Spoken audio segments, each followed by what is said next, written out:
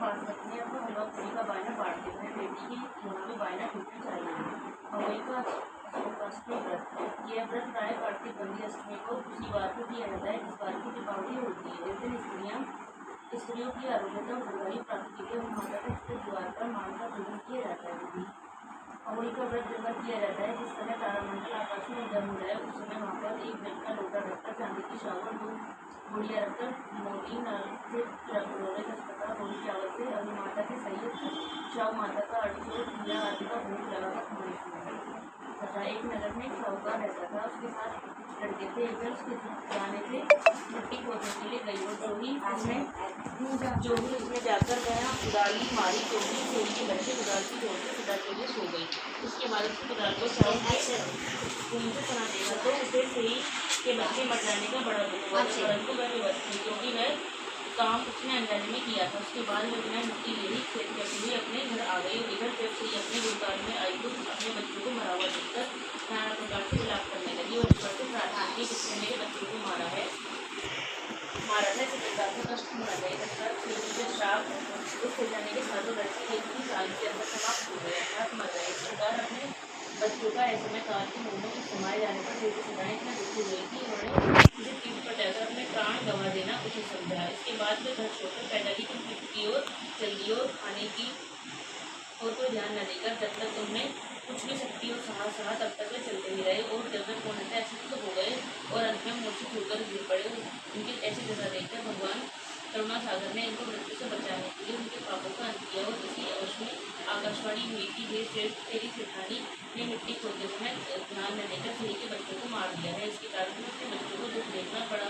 यदि अब तुम घर जाकर तुम मन लगाकर गौ की सेवा करोगे तो और अवई माता अधिकता देवी का विधिविधान से व्रत आरंभ कर प्राणियों पर दया करते हुए सकल में किसी प्रकार को नष्ट नहीं होगे तो तुम्हें भगवान के पास से अपने सिद्धांत का सुख प्राप्त होगा।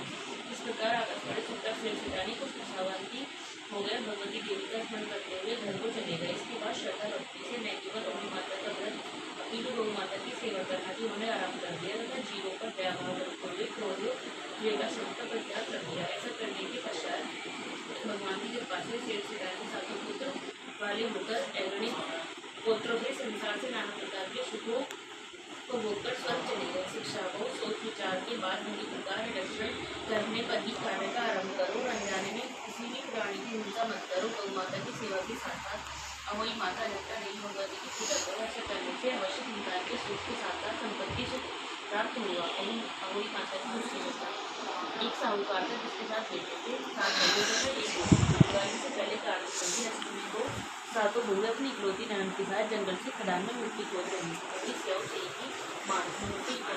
गाय इधर पूजा चल रही है तो आपके घर में पूजा होती है तो आपकी मम्मी ने व्रत रखा तो कमेंट बॉक्स में बताइए।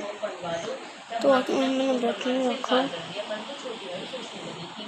यदि मैं कोप नहीं बनवाऊंगी तो सासुरी नाराज होंगी। ऐसा विचार कर ननद के बच्चे में छोटी भाभी ने कोप बनवा। इसके बाद उससे जो लड़का होता लड़की को 7 दिन बाद मर जाता है। एक दिन उसने पंडित को बुलाकर पूछा मेरी संतान 7 दिन में क्यों मर जाती है। तब पंडित ने कहा कि तुम सुरई गाय की पूजा करो। सुरई गाय साहू माता की भाग्यशाली है भाई है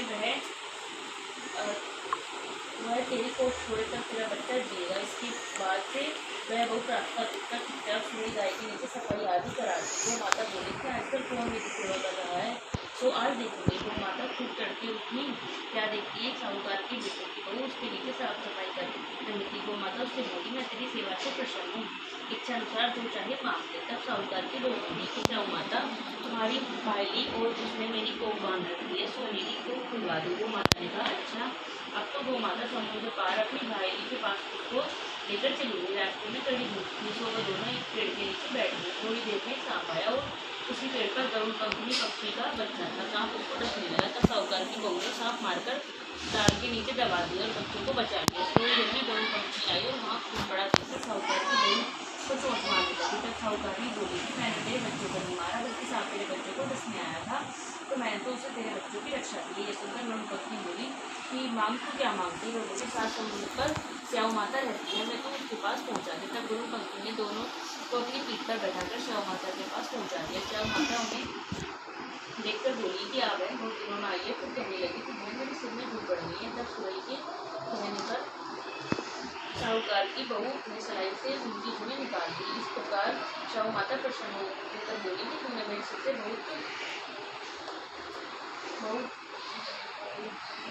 खूब सलाई डाली है, इसलिए तेरे 7 बेटे और बहू होंगी। वह बोली तेरे एक भी बेटा नहीं, 7 बेटे कहाँ से होंगे। शाहू माता बोली वचन दिया है, वचन से धोबी के कुंड में कंकरी होगी। तब साहूकार की बहू बोली मेरी तो तुम्हारी बात बन पड़ेगी। लेकिन शाहू माता बोली कि तुमने मुझे ठग लिया, मैं तेरी को खोलती तो नहीं परंतु अब खोलनी पड़ेगी। जा तेरे घर ये 7 बेटे और 7 बहू मिलेगी, तुम जाकर राजपान करिए। 7 होली बनाकर 7 कढ़ाई करियो। वह रुककर घर आई तो वहाँ देखा 7 बेटे 7 बहू बैठे हैं। वह खुश हो गई। उसने 7 अवली बनाई, 7 अजमन की तथा 7 कढ़ाई की। रात्रि के समय जेठानी आपस में कहने लगी कि जल्दी जल्दी नहाकर पूजा कर लो, लेकिन छोटी बच्चों को याद करके रोने न लगे। थोड़ी देर में उन्होंने अपने बच्चों से कहा अपनी चाची के घर जाकर देखा हो कि आज वह अभी तक रोई क्यों नहीं है। बच्चों ने जाकर कहा कि चाची तो कुछ मान रही है, कुछ अजमन हो रहा है। सुनते ही जेठानी जोड़ी जोड़ी उसके घर आई और जाकर कहने लगी कि तुमने कोप कैसे छुड़ाई।